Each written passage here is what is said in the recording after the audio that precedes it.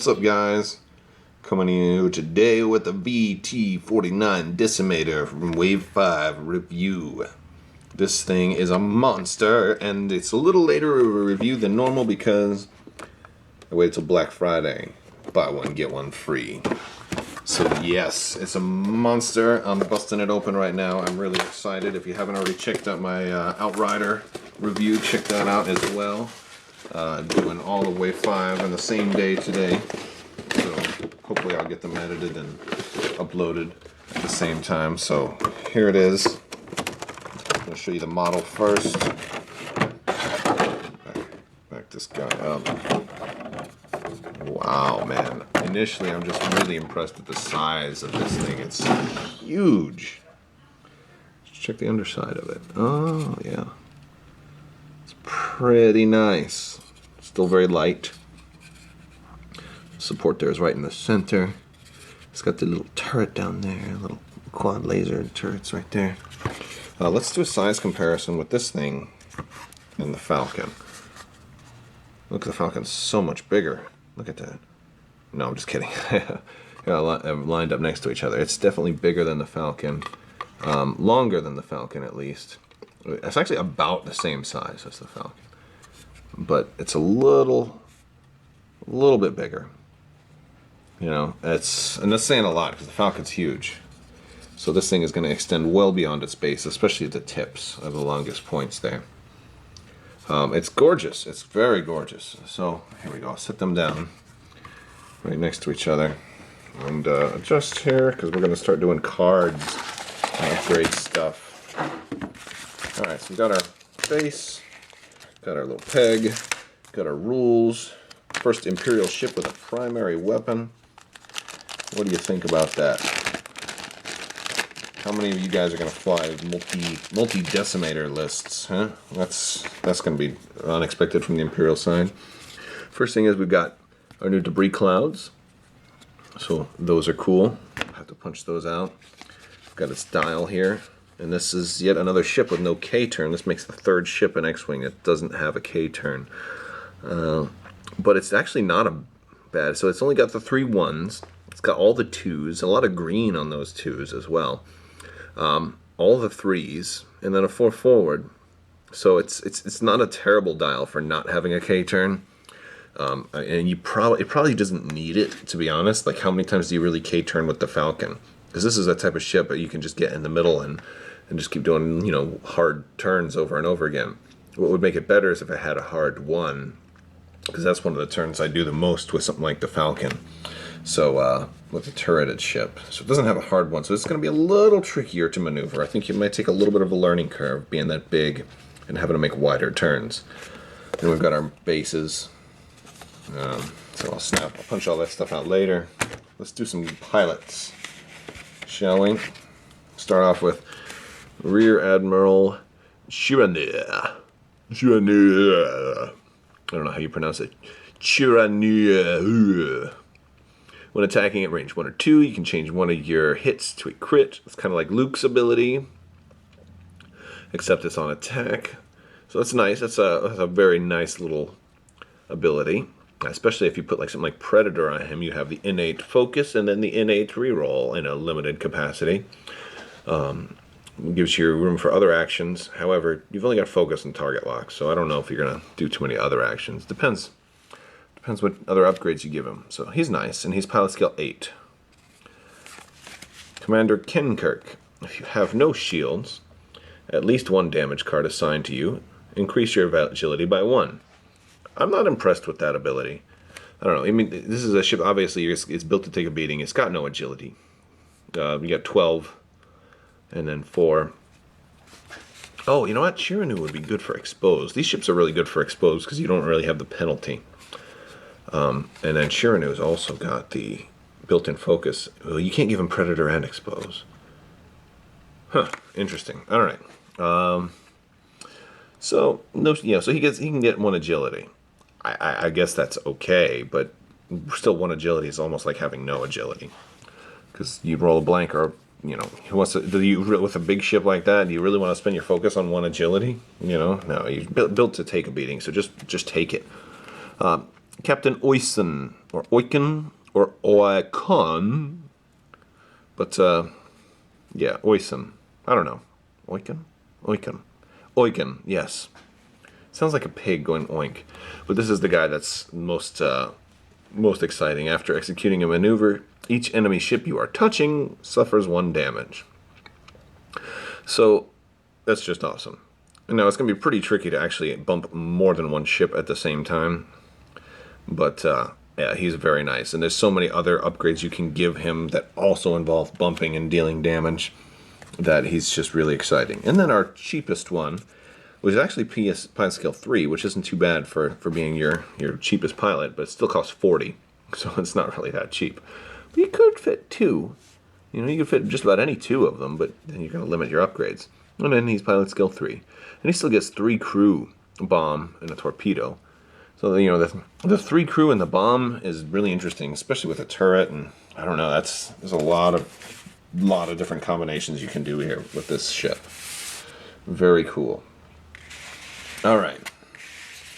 So now we're going to start with our cards. First is Ruthlessness, and you get 2 copies of this, which is nice. I love when you get 2 copies of a card. There we go. That's better. Ruthlessness. So, and this is Imperial only.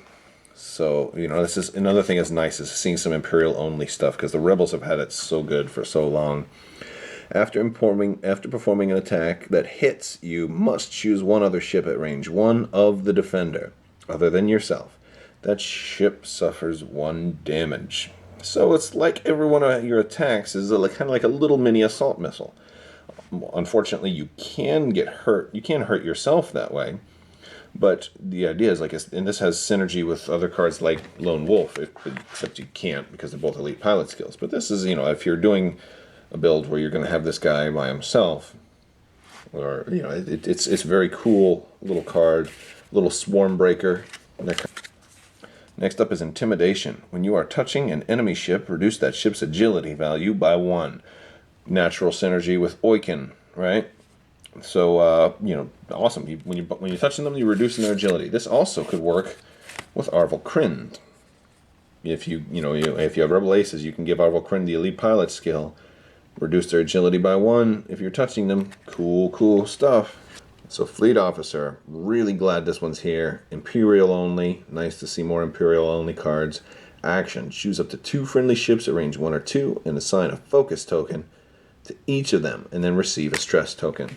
Fleet Officer is awesome. Finally a way for the Imperial to pass focus, and it does it to 2 ships at the cost of a stress, but you know, you put that on a ship that doesn't really care that much about the stress, you know, and you're golden. It can work really well on a Decimator.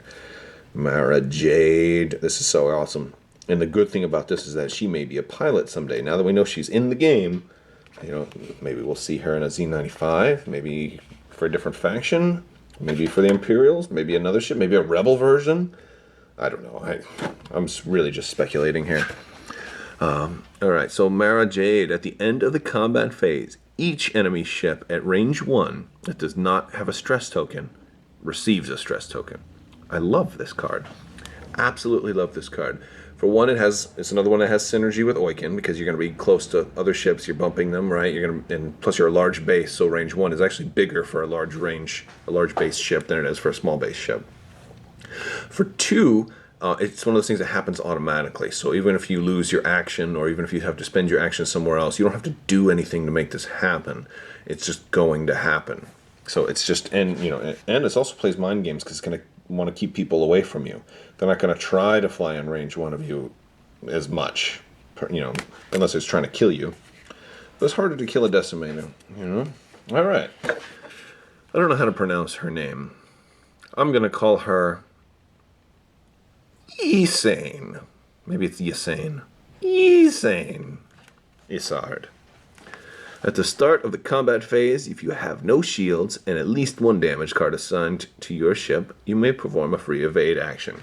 Now this one kind of has synergy with Commander Kenkirk, because he can increase his agility value by 1 after he's taken damage, so, that's nice, but I think I'd rather look to this towards other, like maybe on a fire spray or something like that. were you really worried about trying to avoid the damage? I don't know. I mean, I think there's builds with Kinkirk that can use this, and I look at the Decimator as a ship that's going to just keep soaking up hits and doesn't care.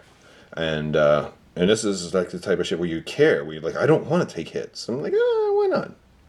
You know, and then also that because it's a free evade action, a stress would keep you from doing this because it counts as a free action. So there's also a slight other limiter there. And for 4, I don't know. It's rough for 4.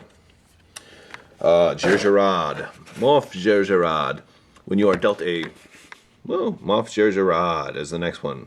When you're dealt a face-up damage card, you may discard this upgrade card or another crew to flip that damage card face down without resolving its effect.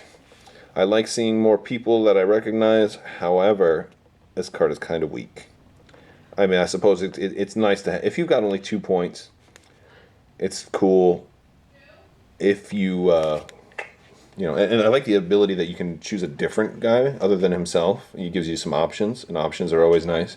But I don't know. I just don't see this being all that useful. But if you got only like 2 points left and you don't know what to do, you never know when you could get that critical hit that's going to kill you. So it could, or a pilot ability and your whole counting, stunned pilot, or there's always bad crits that could happen. And this is worth a playthrough to see how, or a couple of playthroughs to see how well it actually works out. But I'm not that particularly impressed with that. Now this is something really nice. This is a super swarm breaker. It comes with 2 of these ion torpedoes. This is really exciting. So these ion torpedoes are kind of like the assault missile version of a torpedo. You 4 dice, range 2 to 3, so can't use them up close. Spend your target lock and discard this card to perform this attack. So standard torpedo, right? If this attack hits the defender and each ship at range 1 of it, every ship, even friendlies, receives 1 ion token. So it hits, blows up, but instead of doing extra damage to all the other ships, it does ions to all the other ships and your target. So it does straight damage.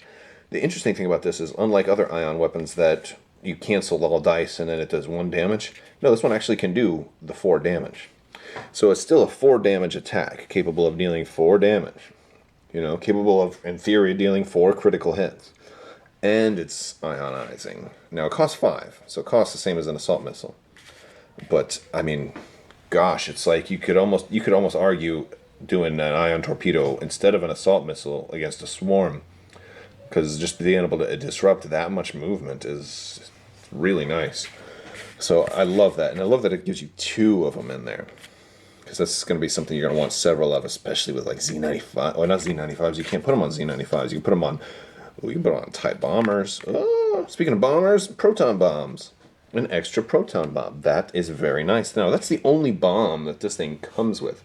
So if you don't have bombers, then you're going to be stuck using the most expensive bomb. So you may want to... And the proximity only comes with the Slave 1. So hopefully you got a good amount of stuff.